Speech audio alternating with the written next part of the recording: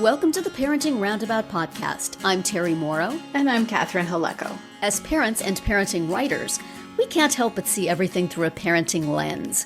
But as our kids have become adults, we find ourselves more interested in getting caught up on movies and streaming than on going over the same parenting topics over and over. So since we're pretty sure we can find parenting wisdom anywhere, we're going to talk about what we're watching, what we thought about it, and maybe what we can learn from it, if only what not to do. Watch and listen along, and let's all make like we're doing something important for our families. Each Tuesday, we bring you a watch or rewatch of an older entertainment property, and for this week of September 16th, we're continuing with Lost! Season 1, Episode 11, All the Best Cowboys Have Daddy Issues. Put it right out there. Right out there. It's about right out there. We heard you. We heard you talking, and we renamed this episode just for y'all. Yeah. Yeah. Oh, this was a tough one. It really was. Oh, my goodness, Jack. Yeah.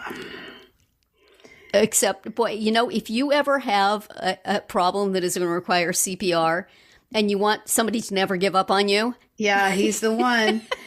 Well, it reminded me of when you were talking about how, you know, Jin and Sun don't speak English, so if you just speak louder, they'll eventually get it. And this was the same thing, like do your normal CPR, and then if that doesn't work, just keep pounding on this person's body, like just basically punching him in the chest about 10 times. That's going to leave a mark, man. Yeah. I mean, if he's dead, it doesn't matter. And if he's not, yeah. Like, I hope no future, like, lifeguards or EMTs are watching. We're glad Boone wasn't there to see it. Do we think Boone is a good lifeguard? I don't know. But he's the one who would see that and then just wallop the bleep out of the next person. Right. He's like, well, I guess this is how you do it. Oh, man. He was going to bring Charlie back to life through the force of his will. He sure is. God complex grew 10 sizes that day. Wow. Oh. But, you know, he couldn't save the girl, and so he's going to save him. Yeah. Oh, man. And, like, Claire, Claire? Hello? Claire? You around here somewhere? But the others just wanted her. They didn't care about Charlie. I think possibly they only just want the baby, to be honest. But since they have previously taken Rousseau's child, it seems like they got a thing for kids. Right. But there's a lot to unpack in this one, man. Yeah. Jack's dad just keeps getting better and better, doesn't he? Mm-hmm. Screw up, make your kid, well, not quite take the fall for it, but go along with you. Cover it up, yeah. Cover it up for you, because you're just, every terrible thing you've ever done was just to help him. Yeah. Harden that soft metal into steel. That's it. That's it. That's making you the kind of guy who's going to punch somebody in the chest 100 times if it's necessary. That's right. Oh, my word. I bet you wish it was me you were punching, but still. Yeah. So, but then he finds out that the person that his dad sort of killed was pregnant, and that I thought that was what kicked it over for him, and that's why he's got such a thing about Claire, having let Claire down. Lostpedia says that when Jack saw his father talking to the husband of the dead woman, his dad was talking to this guy and putting his hand on his shoulder exactly the way he had done with Jack. And Jack was like, scam. Like, exactly. So that's why, which is also a good reason and undoubtedly true. I mean, his dad was clearly scamming him. So. Right. And both can be true. Yeah.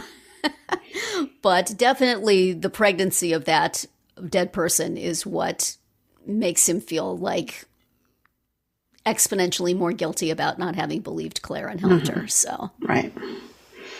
Dang it, if he's got to beat dead people to death, he's going to do it. He is. Wow. Not losing this patient. Yeah, I was not expecting it to go. I mean, I should never expect anything. You should not. But I was like, but Charlie, he's a character that we know. Like, he's not supposed to die. Yeah. Yeah. But I also forgot to mention in the previous episode, or maybe it was even the one before that, wherever the one was where Claire was having contractions and Charlie was starting to count how long they were. Yeah. And he said, 1 sugar plum fairy, 2 sugar plum fairy. And I was like, oh, like, yeah, I mean, I guess people in other countries are not going to say Mississippi when they're counting seconds. Cultural footnote. Detail. Yes. I don't know if that's really what they say in England or wherever Charlie's from. Have a correctly syllabled location there that they could insert, but Mississippi just works so well. It should be just the standard unit. Right. Well, sugar plum fairy is nice, that brings you a little lightheartedness. Appropriate. Yes. Oh. So all sorts of parenting stuff on that Jack thing. Yes. How to be a really horrible dad. Yes. And how to never give up. Yeah. How to stand up to your really horrible dad. Stand up to your dad, and also, you feel responsible for absolutely everybody. Anything that goes wrong, it's because you believed somebody or you didn't believe somebody. Right. And when Ethan comes to him with stop or I'm going to kill one of them, so therefore that will be his fault too. Right. So he's kind of, whatever he does, something bad is going to happen. I know that feeling. Yeah, that's a parenting thing. Yeah. It's all entirely your responsibility. Whatever goes wrong, it's your fault. Yep. Whatever goes right was probably because somebody else did it. Right. That was just luck. Yep. And the scene where he's walloping Charlie and Kate is standing by going, Jack? Stop. I think my husband may relate to that. I sometimes just go off.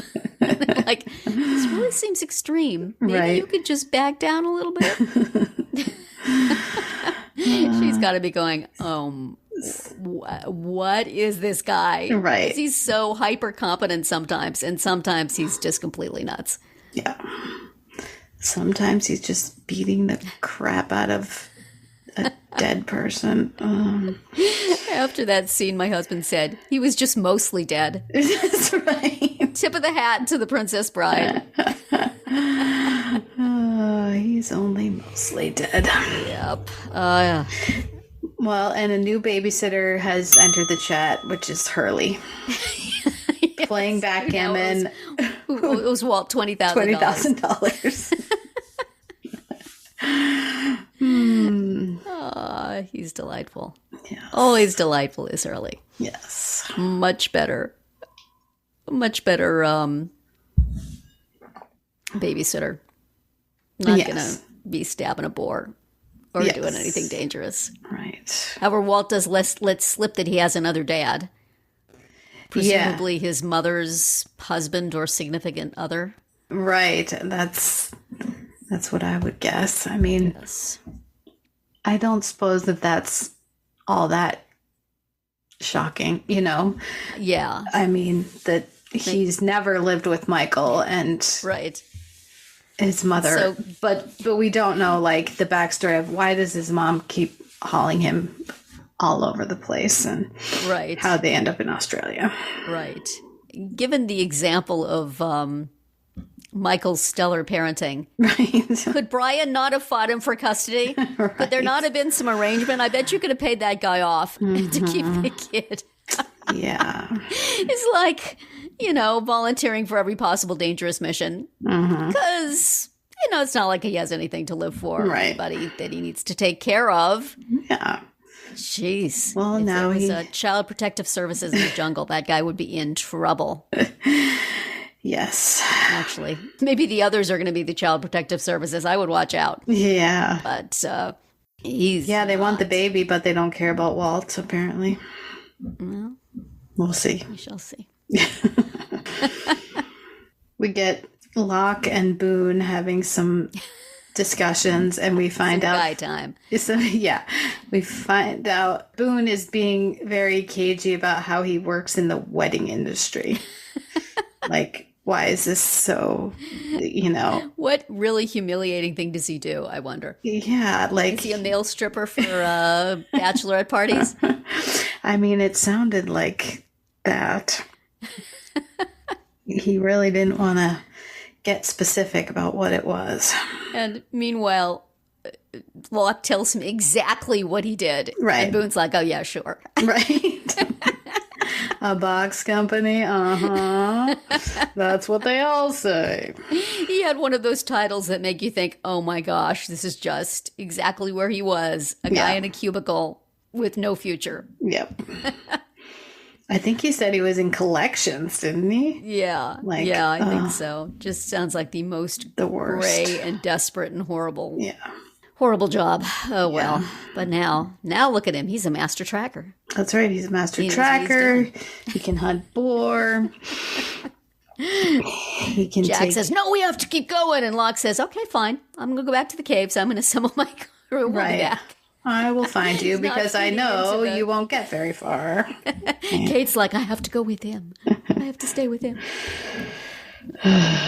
Locke is like, fine. You do your thing. I'll do mine, man. Mm-hmm. Although Jack is the one who found Charlie, so. That's right. There you go. But did they go... You go around in circles enough, you might bump into something. Well, it was Kate who was like, oh, it might be a fake trail, and let's go. So, in fact, it was a fake trail, right? Yeah. Or if a throw them off the scent trail. Yeah, and Locke did not find Charlie or Claire, but they did find what will come to be known as the hatch. Oh, yes. That was the end of the episode. Big metal thing in the ground. Right. What could it be?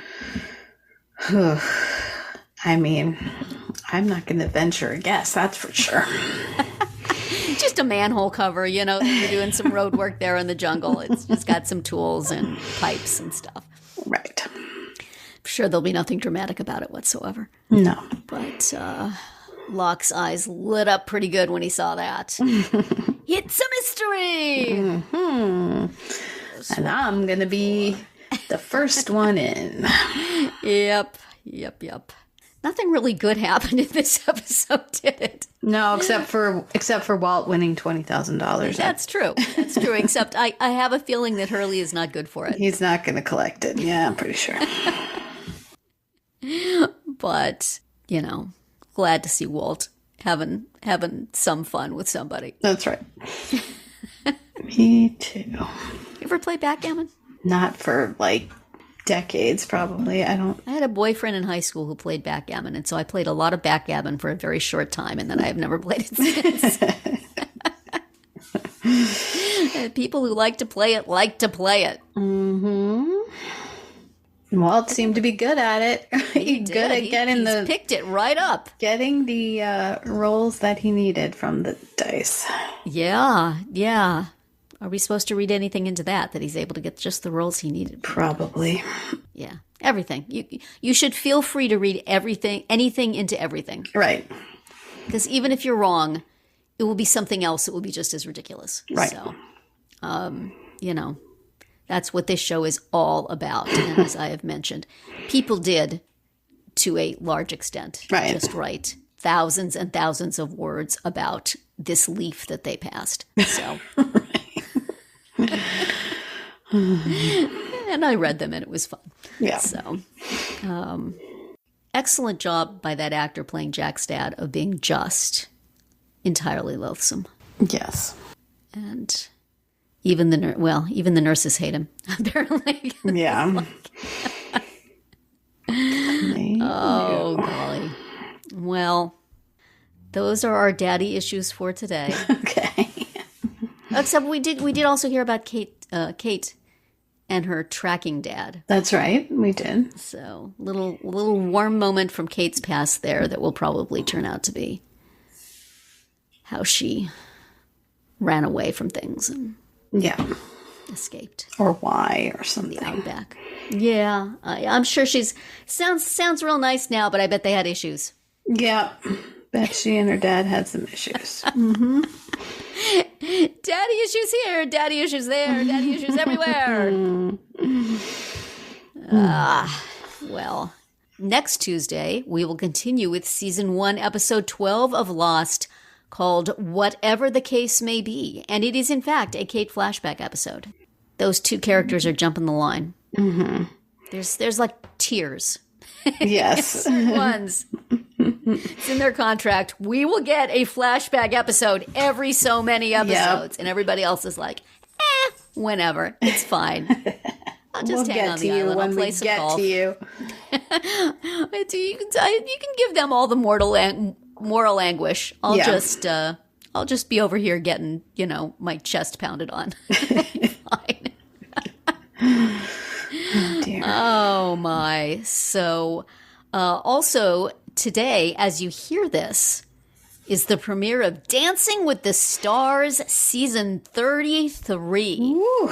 It's back in all its spangly glory. Mm-hmm. And this is a show that we've often watched and discussed in the past.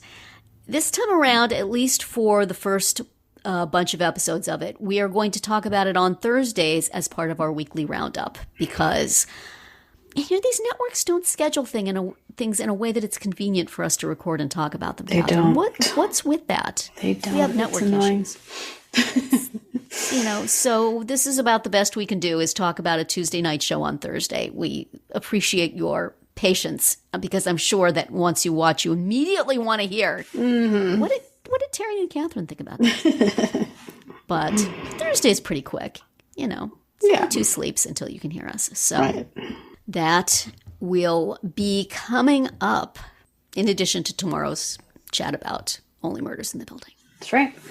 Also inconveniently scheduled. We're over it. Thank you for listening. You can find all our episodes on Spreaker, Apple Podcasts, Amazon Music, or wherever you get your podcasts. You can find recaps, links, and an opportunity to comment on our website at parentingroundabout.com. You can also talk to us on our Facebook page, on Instagram, or on Twitter, where you'll find us at Roundabout Chat. And please visit our Amazon shop at amazon.com/shop/mamatude, where you can find links to a lot of the things we've talked about over the years.